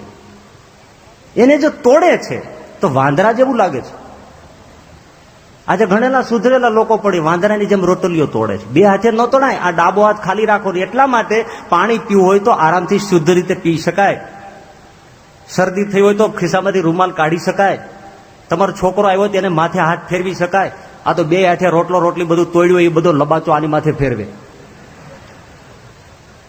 આ હાથ ચોખ્ખો રખાય. અને ડાઇનિંગ ટેબલ ઉપર જે ફૂડ પડ્યું છે એને તમારે લેવું હોય તો ડાબે હાથે લઈ શકાય, એઠો ન હોય તો. આ તો 2 હાથે એઠું કર્યો હોય, એમાં હાથ ડબોવે, બધાને એઠું આપે, તમે એનું એઠું ખાવ, તમારું એઠું બીજાને ખવડાવો, એ તો મહાદોષ કહેવાય. માટે ડાબો હાથ થાપણાનો રખાય, અડાડાય નહીં. અને જમતા જમતા બહુ દાળના કે પ્રવાહી ખોરાકના સબડકા ન બોલાવાય. અમુક લોકો તો એવો દાળનો સબડકો બોલાવે પાડોશીને ખબર પડે કે પેલો જમવા બેઠો. અને મોઢું ખુલ્લું રાખીને ભોજનને ચવાય નહીં. બચબચ બહુ કરે લોકો. બાજુવાળાને સૂપ ચડે. અને એમાં જ્યારે કચુંબર ને મૂળા, ગાજર, કાકડી ખાય ત્યારે અસલ ગાય રાડું ચાવતી હોય એવું લાગે. મોં બંધ રાખીને ભોજનને ચવાય. અને ભોજન એને શાંતિથી કરવું. કમસે કમ 15-20 મિનિટ આરામથી ભોજન કરવું.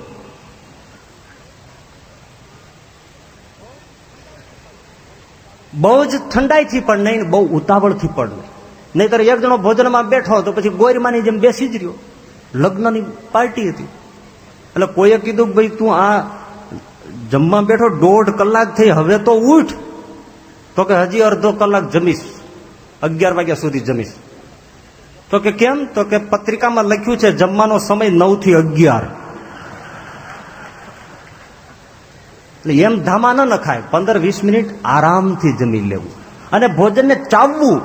કારણ કે જે સ્ટાર્ચ છે, રોટલી, રોટલા, બટેટા, ભાત, એનું પાચન ટાઇલિયમ નામના રસ સાથે મોઢામાં જ પાચન થાય છે. ન ચાવો તો જઠરમાં એના ઉપર કોઈ પ્રક્રિયા થતી નથી. આંતરડા મજબૂત હોય તો થોડું ટાઇલિન મળે છે, સ્ટાર્ચ પચતો નથી. માટે નિરાતે ચાવવું. ઢોર પણ બરાબર સમજે છે, એટલે એક કવલને 32 વાર ચાવે છે અને માણસ તો જેમ બગલો ડેડકો ગળે એમ ડબાક દઈને જવા દે છે. ચાવવું જોઈએ. અને એક સૂત્ર મનમાં યાદ રાખી લ્યો કે જેટલી ભોજનમાં ઉતાવળ કરશો એટલું વધારે જાજરૂમાં બેસવું પડશે.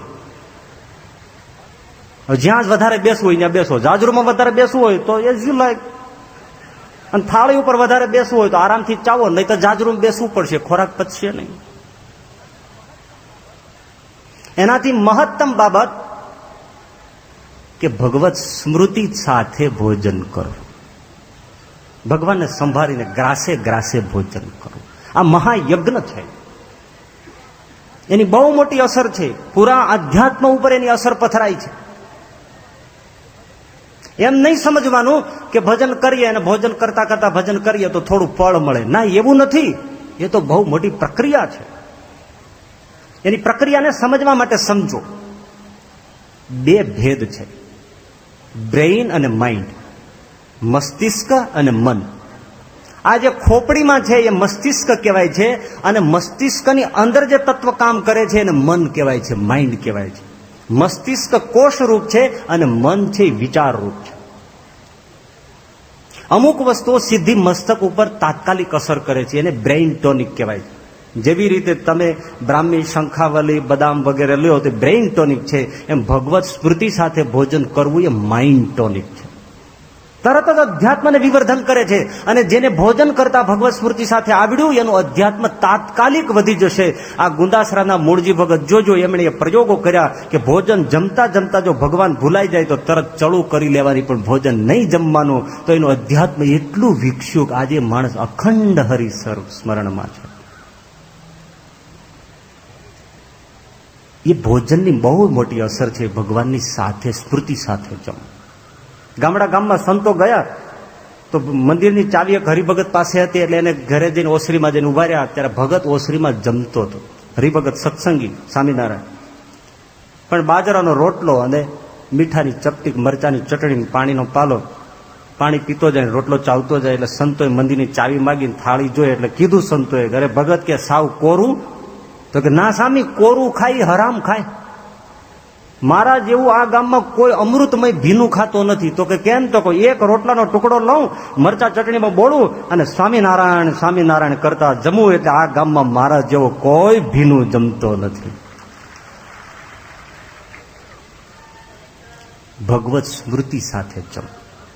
યોગ્ય જરૂરી હોય એટલું મૌન રાખવું. બહુ કડક મૌન પણ ન રાખવું, બહુ બોલવું પણ નહીં. કડક મૌન છે એ ક્યારેક પીરસવા વાળાને માથાઓનો દુખાવો પેદા કરતું હોય છે. પછીની બાબત કે ભોજન એઠું નહીં છોડવું. મહાદોષ છે, પાપ છે. અન્ન એ બ્રહ્મ છે, ભોજન એઠું ન છોડાય. મહાત્મા તિરુવલ્લુર પરણીને જયારે પત્નીને ઘરે લાવ્યા ત્યારે પત્નીને પેલો હુકમ કર્યો કે હું જમવા બેસું ત્યારે તમારે મારી થાળીની બાજુમાં એક પાણીની કટોરીની એક લોખંડની સોય મૂકી દેવાની. પત્ની સમજી નહીં કે આનું શું કરવાનું છે, પણ એક વખત એને સમજાયું. શું બન્યું કે પીરસતા પીરસતા ચોખાનો દાણો પતરાવાળામાંથી નીચે પડી ગયો, ત્યારે પેલી સોય ઉઠાવી. મહાત્મા તિરુવલ્લુરે ઓલે પેલા ચોખાના દાણામાં સોય ભરાવી, પાણીના કટોરામાં આમ ડૂબોઈને એને સાફ કરી અને એ દાણો મુખમાં મૂકી દીધો. ત્યારે પત્નીને ખબર પડી કે અન્નનો બગાડ ન કરાય. તો એઠું ન છોડાય. અને જમી લીધા પછી જે કોકમ, મરચું, આંબલી કાંઈ નીકળ્યું હોય તો એ બાજુમાંથી વીણીને પોતાની થાળીમાં મૂકી દેવાય. પણ એ એઠવાડો એમને છોડીને ચાલ્યું ન જવાય. ઘણા લોકો જમીન ઉઠીને વિયા જાય એટલે ડોબું ખાણ ખાઈ ગયું હોય એવો પથારો કરી મૂકે. અને ભોજન કરી લીધા પછી બાજુમાં જે વોશ બેસિન કે જે હોય તે ત્યાં શાંતિથી હાથ કે મુખ ધોવાય, પણ ત્યાં બહુ ઝડપથી નાક સાફ કરી કફ થૂક ન કઢાય. બાજુમાં જમતા હોય એની દશા બુરી થઈ જાય. ઘણા લોકો ત્યાં જ ગળા ખંખેરે છે, કફ ખંખેરે છે. જમનારાને શું થાય? એવી રીતે એ ન કરાય. તો આ રીતે ભોજન કર્યા પછી આરામથી ઘરમાં જેવી મુખવાસની વ્યવસ્થા હોય એ કરી અને આરામથી ઝૂલા ઉપર ઝૂલવાનું. પણ એક હજી ભોજનમાં જે બનાવવાની વાત છે બહુ ધ્યાનથી સાંભળવાની, કે બેનો રસોડામાં જાય ત્યારે સ્નાન કરીને જ ભોજનશાળામાં પ્રવેશ કરાય, રસોડામાં પ્રવેશ કરાય. કારણ કે ઊંઘ છે એ મિની ડેથ છે, મૃત્યુ છે. ઉઠ્યા પછી સ્નાન ન કરે તો એ સૂતકી ગણાય છે. માટે સ્નાન કર્યા વગર કિચનમાં રસોડામાં ન જવાય. અને બીજી બાબત, રજસ્વલાના ધર્મ જે સ્ત્રી નથી પાળતી એ મહાદોષ છે. એને રસોડામાં પ્રવેશ ન કરાય, કોઈ ખાદ્ય વસ્તુ બનાવાય નહીં, બનેલી વસ્તુને અડાય નહીં, કોઈ ખાવાની ચીજ વસ્તુને પણ સ્પર્શ ન કરાય.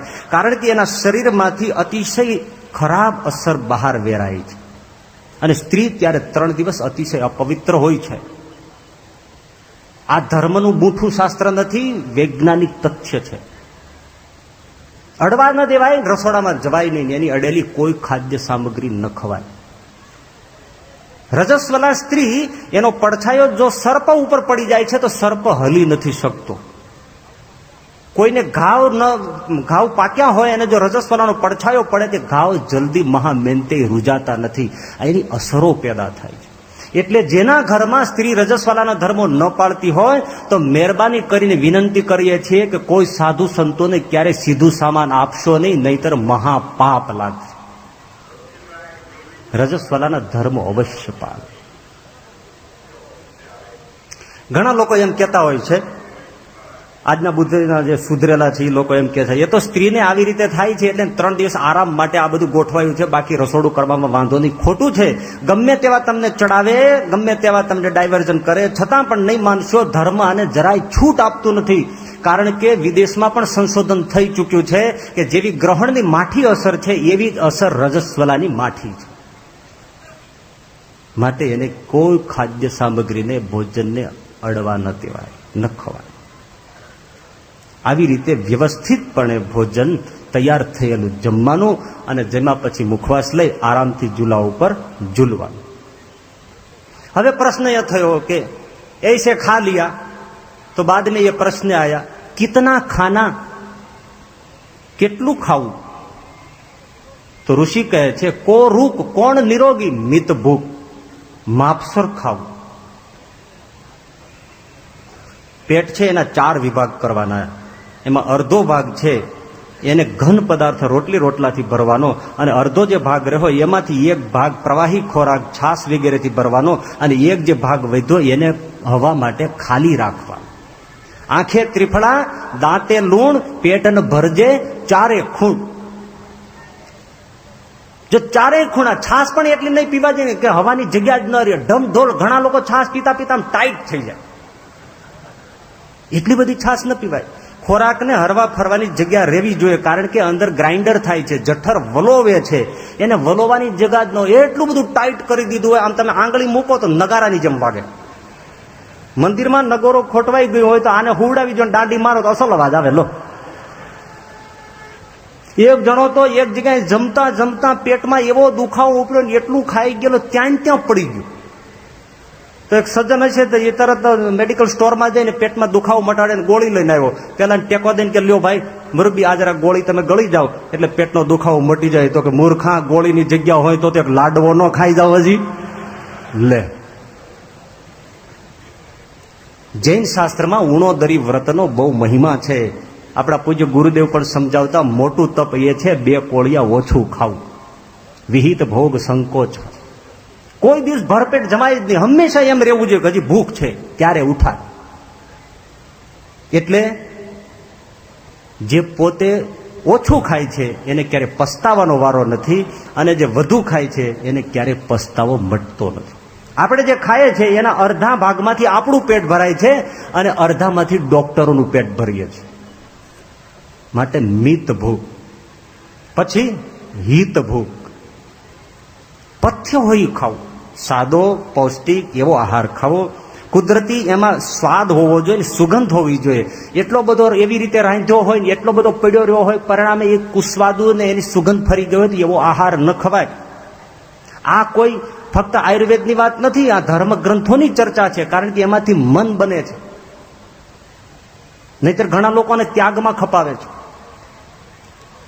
પાક્કો આહાર ખાવો જોઈએ, બરાબર પકેલો કાચો કોરો પણ આહાર ન ખાવો જોઈએ. એ જેલમાંથી એક જણો ભાગી ગયો, પકડાઈ ગયો. જેલના જે હતા સુપરવિઝનમાં એમણે તેને પકડી પાડ્યો ને એને પૂછ્યું કે એટલે તું જેલમાંથી ભાગ્યો કેમ? તો કે સળિયા કાપી. પણ કે તે જેલમાં સળિયા કાપ્યા કેમ? તો કે ભાખરીથી. ગણાન્ય ભાખરી એવી હોય માટે પકાવેલો આહાર, અતિ તીખો, અતિ ગરમ, અતિ મસાલો, અતિ તેલ, એટલો બધો તીખો ન ખાવો કે સુસવાટા બોલતા હોય, પેટ બળે, છતાં લોકો મરચું ઉપરથી ખાય, નુકસાન કરે. અતિ તેલ, ગુજરાતીઓ વિશ્વમાં વધારેમાં વધારે તેલ ખાય છે. તરબતર તેલ જ્યાં સુધી શાકમાં ન હોય ત્યાં સુધીને સ્વાદ આવતો નથી, એટલા જ હેરાન થાય છે. બીજી બધી જ પ્રજા છે બાફેલો ને ભૂંજેલો ખોરાક ખાય છે, અને ગુજરાતીઓને તેલમાં ડૂબેલી વાનગી હોય ત્યારે જ એને લિજ્જત આવે છે. એવો લુખો પણ આહાર ન ખાવો કે પાણી પી પીને થકવી દે. મસાલા અતિ ન જોઈએ. પણ જોજો, રજોગુણી માણસો હોય છે એમને અથાણા પાપડ ચટણી વગર રોટલો મોંમાં જતો જ નથી. એ તો પતરવેલિયાને પેલા બાફે, પછી એને પાછું તળે, પછી પાછું એને વઘારે, પતરવેલિયું રાડ્યું નાખે, હવે તો કાઢ. આટલી હેરાન ગતિ એને મસાલા ઉપર હોય છે. લોકો ઘણા બધા મીઠું ઉપરથી લેતા હોય છે, ચપટા ભરી ભરીને. મીઠું ડોક્ટરોને પૂછજો, એ સફેદ ઝેર છે.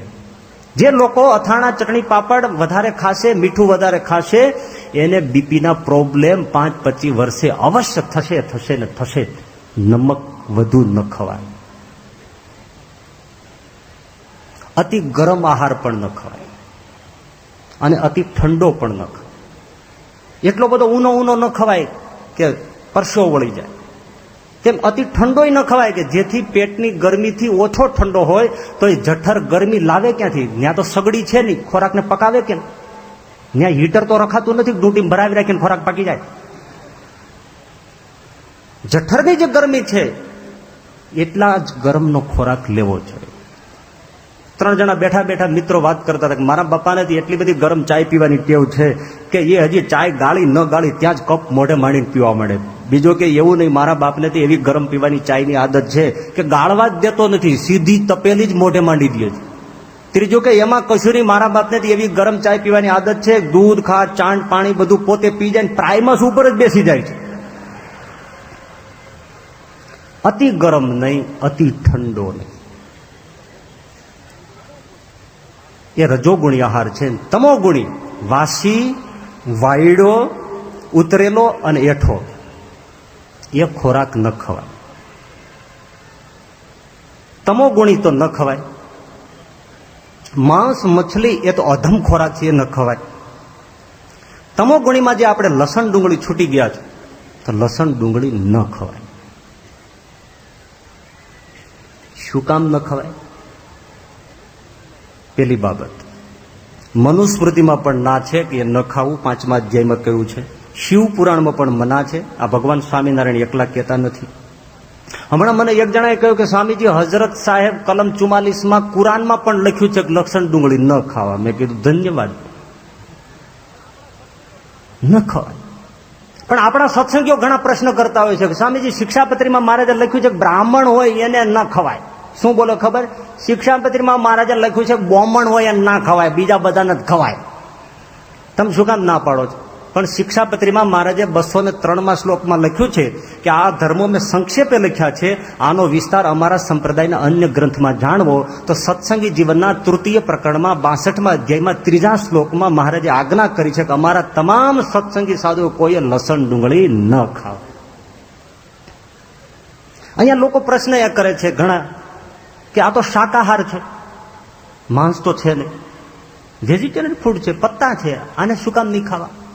વળી શરીરને માટે બહુ ગુણકારી છે, ગેસ ના થાય, શરદી ના થાય, પેટમાં ગરબડ ના થાય, આંતરડામાં તકલીફ ના પડે, કોલેસ્ટ્રોલ ના વધે, બહુ ફાયદો રહે છે, અને શું કામ ના પાડો છો?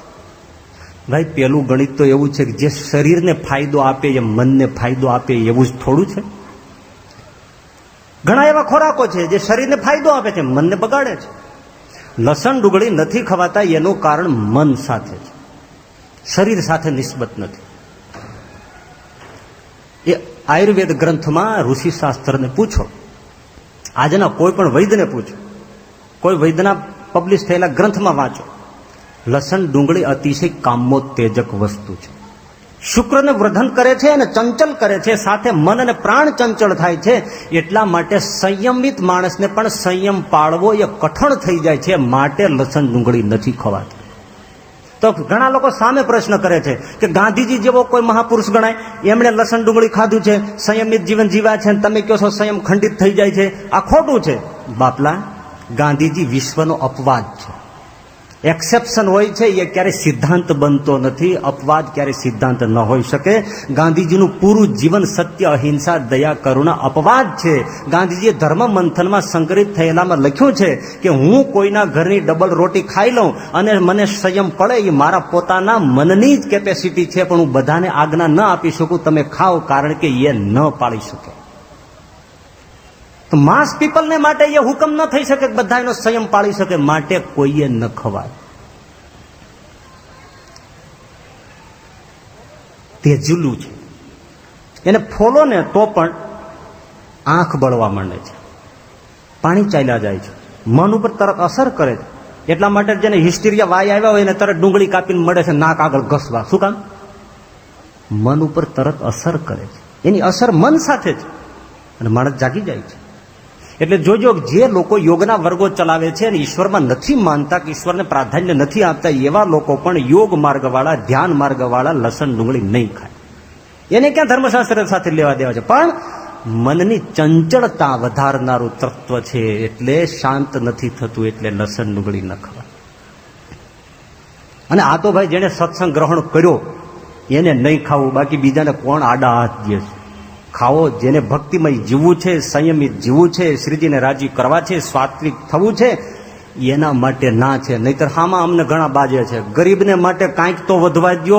ડુંગળીને રોટલો આડા આવો છો ખાવામાં.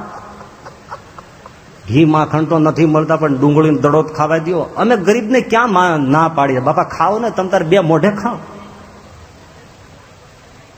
પણ ઉલટાને અમે કહીશું ને, જો શ્રીમંત લોકો વધારે ડુંગળી ખાઈ જાય છે, એ લોકો છોડશે તો 16 રૂપિયા કિલો ડુંગળી મળે છે, ગરીબોને માટે સસ્તી થશે. માટે અમને કહેવા દો ને. અને અમારા માટે તો મોટું આશ્વાસન છે કે જેને સત્સંગ ગ્રહણ કર્યો એવો એક પણ બંદા તું ગરીબ ગોતી આવી દેખ જેને ડુંગળીને બાજરાનો રોટલો ખાવું પડે. એને તો ભગવાન સ્વામિનારાયણનો વિરુદ્ધ છે. જુનાગઢનો ગો આરામથી મેવા, મીઠાઈ ને દૂધ, ઘી રોજ જમતો. નાગરની કઢી લેવાની ના પાડી દીધી. નાગર સાહેબ, તમારી કઢી મને ન ખપે, કારણ કે તમે લસણ નાખો છો. શ્રીજી મહારાજે માથે લીધું છે કે મારો સત્સંગી થાય અને અન્ન વસ્ત્ર હું પૂર્તિ કરી. સત્સંગી થાવ, ડુંગળીનો દડો કાયમ ગયો.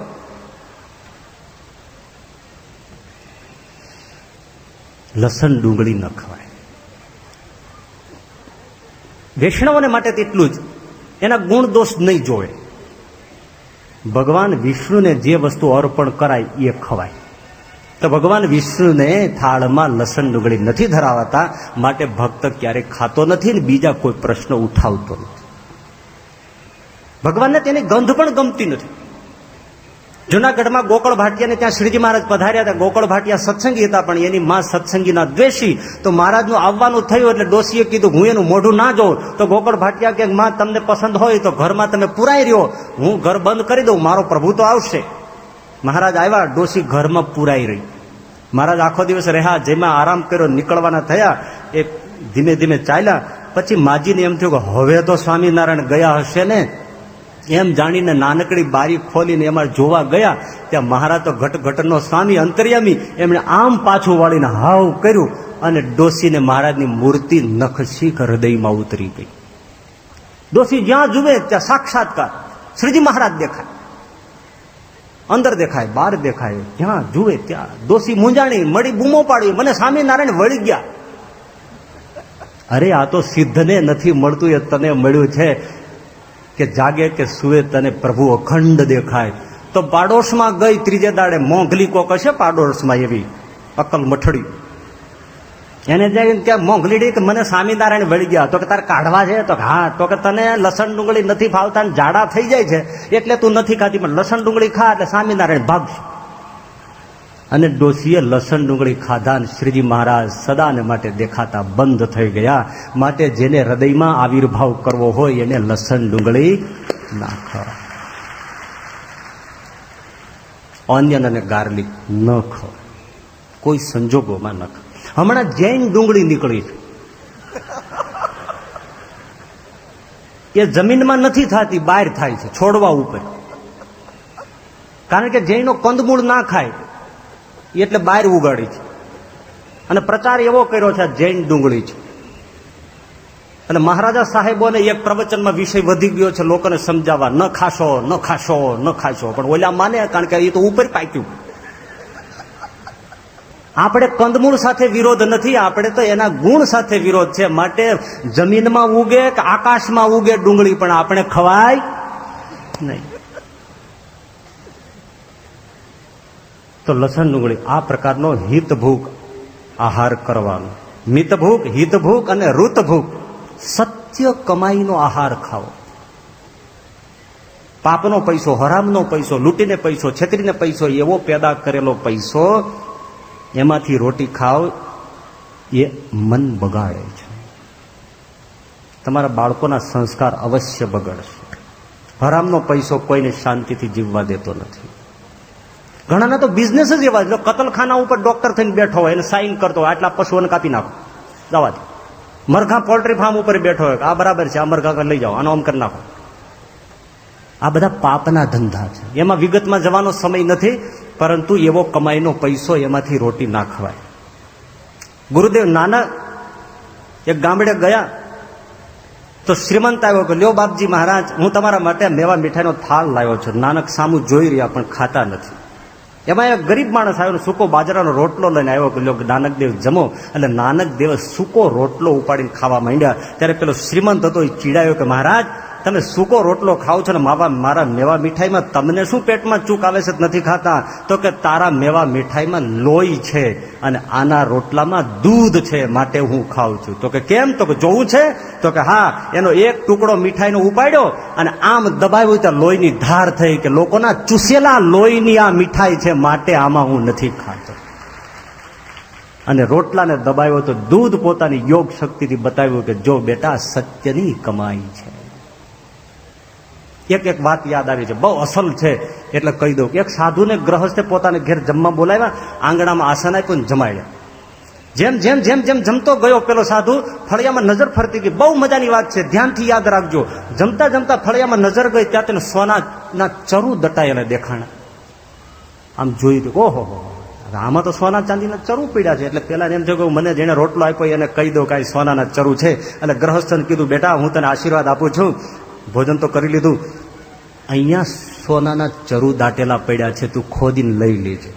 એટલે પેલો ગ્રહસ્થ કે મહારાજ તમને ભોજન પેલા દેખાણા, ભોજન પછી? તો કે ભોજન પછી. તો સાંભળી લો બાપજી, આ મારા સત્ય ભોજનનો પ્રભાવ છે. તમે આજે જોયું, હું એને વર્ષોથી દટાયેલા જોઉં છું, પણ હું એને અડતો નથી, કારણ કે મારી નિધિ તો મારા હાથમાં છે, અણહકનું હું ખાતો નથી. એનો પ્રભાવ છે. તમારી દ્રષ્ટિ પણ ભૂમંડળના આવરણને ભેદી ગઈ. આ સત્ય કમાઈનો પ્રયોગ છે. માટે ઋતભૂખ. હવે છેલ્લી બાબત છે કબ ખાના. ક્યારે ખાવું? જ્યારે ભૂખ લાગે ત્યારે ખાવું. ઘણી બાબત એમાં કહી શકાય, પણ છેલ્લું સૂત્ર છે ભૂખ લાગે ત્યારે ખાવું. ભૂખ ન હોય, સાંભળો 4 વાત. ભૂખ ન હોય અને ખાવું એ પણ ખોટું. ભૂખ લાગે ત્યારે ન ખાવું એ પણ ખોટું. ભૂખ લાગે ત્યારે પાણી પીવું એ પણ ખોટું. તરસ લાગે ત્યારે ખાવું એ પણ ખોટું. એટલે જ્યારે ભૂખ લાગે ત્યારે જમી લેવું, ભૂખ ન હોય ત્યારે ન જમવું. તરસ લાગે ત્યારે પાણી પીવું, ભૂખ લાગે ત્યારે ખાવું. અને એકાદશી, જન્માષ્ટમી એવા જે વ્રત શિક્ષાપત્રીમાં લખ્યા છે એ દિવસે નહીં ખાવું. એક બાબત, ઔષધ આહાર. આજકાલ હવે મૂત્ર ચિકિત્સાના પ્રયોગો બહુ વધ્યા છે. સ્વમૂત્ર ચિકિત્સા, શિવાંબુ. વૈષ્ણવ ભક્તોએ જેને દીક્ષા ગ્રહણ કરી છે, ભક્તિ કરે છે, એને લાખ ફાયદા થતા હોય, પણ પોતાનો મૂત્ર પીને રોગ મટાડવાનો હરગીજ પ્રયોગ નહીં કરે. એ આસુરી કાયા બની જાય છે.